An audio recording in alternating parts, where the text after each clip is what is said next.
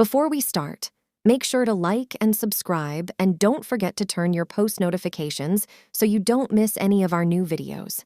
And now let's get right into it. Have you ever forgotten your phone? When did you realize you'd forgotten it? I'm guessing you didn't just smack your forehead and exclaim, "Damn," apropos of nothing. The realization probably didn't dawn on you spontaneously. More likely, you reached for your phone, pawing open your pocket or handbag, and were momentarily confused by it not being there. Then you did a mental recap of the morning's events. Shit. In my case, my phone's alarm woke me up as normal, but I realized the battery was lower than I expected. It was a new phone, and it had this annoying habit of leaving applications running that drain the battery overnight. So I put it on to charge while I showered instead of into my bag like normal. It was a momentary slip from the routine, but that was all it took. Once in the shower, my brain got back into the routine it follows every morning, and that was it. Forgotten. This wasn't just me being clumsy, as I later researched. This is a recognized brain function. Your brain doesn't work just on one level, it works on many. Like when you're walking somewhere, you think about your destination and avoiding hazards, but you don't need to think about keeping your legs moving properly. If you did, the entire world would turn into one massive, hilarious Q-Wop cosplay. I wasn't thinking about regulating my breathing. I was thinking whether I should grab a coffee on the drive to work. I did. I wasn't thinking about moving my breakfast through my intestines. I was wondering whether I'd finish on time to pick up my daughter Emily from the nursery after work or get stuck with another late fee. This is the thing. There's a level of your brain that just deals with routine so that the rest of the brain can think about other things. Think about it. Think about your last commute. What do you actually remember? Probably little, if anything. Most common journeys blur into one, and recalling anyone in particular is scientifically proven to be difficult. Do something often enough, and it becomes routine. Keep doing it, and it stops being processed by the thinking bit of the brain and gets relegated to a part of the brain dedicated to dealing with routine. Your brain keeps doing it, without you thinking about it. Soon, you think about your route to work as much as you do keeping your legs moving when you walk.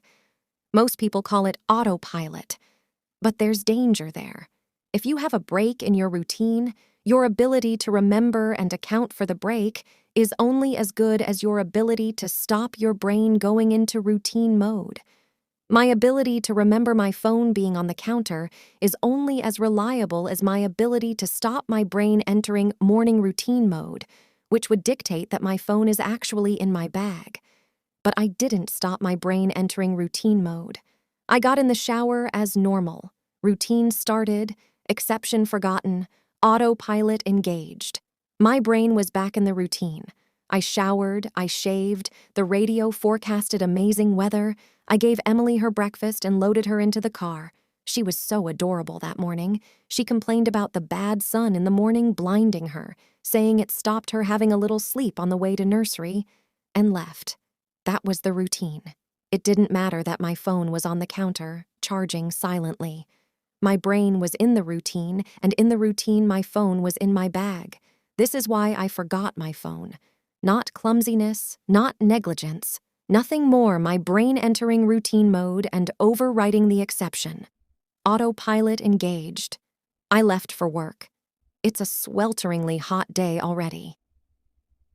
The bad sun had been burning since before my traitorously absent phone woke me. The steering wheel was burning hot to the touch when I sat down. I think I heard Emily shift over behind my driver's seat to get out of the glare. But I got to work, submitted the report, attended the morning meeting. It's not until I took a quick coffee break and reached for my phone that the illusion shattered. I did a mental rest step. I remembered the dying battery. I remembered putting it on to charge. I remembered leaving it there. My phone was on the counter. Autopilot disengaged. Again, there lies the danger. Until you have that moment, the moment you reach for your phone and shatter the illusion, that part of the brain is still in routine mode. It has no reason to question the facts of the routine. That's why it's a routine. The act of repetition. It's not as if anyone could say, "Why didn't you remember your phone? Didn't it occur to you? How could you forget?" You must be negligent. This is to miss the point.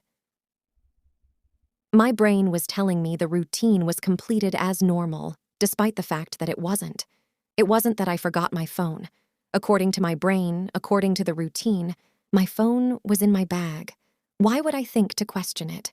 Why would I check? Why would I suddenly remember out of nowhere that my phone was on the counter? My brain was wired into the routine, and the routine was that my phone was in my bag. The day continued to bake. The morning haze gave way to the relentless fever heat of the afternoon. Tarmac bubbled. The direct beams of heat threatened to crack the pavement. People swapped coffees for iced smoothies. Jackets discarded, sleeves rolled up, ties loosened, brows mopped. The parks slowly filled with sunbathers and BBQs. Window frames threatened to warp. The thermometer continued to swell. Thank fuck the offices were air-conditioned. But, as ever, the furnace of the day gave way to a cooler evening. Another day, another dollar. Still cursing myself for forgetting my phone, I drove home. The day's heat had baked the inside of the car, releasing a horrible smell from somewhere.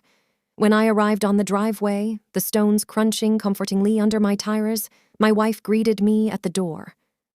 "Where's Emily?" Fuck. As if the phone wasn't bad enough.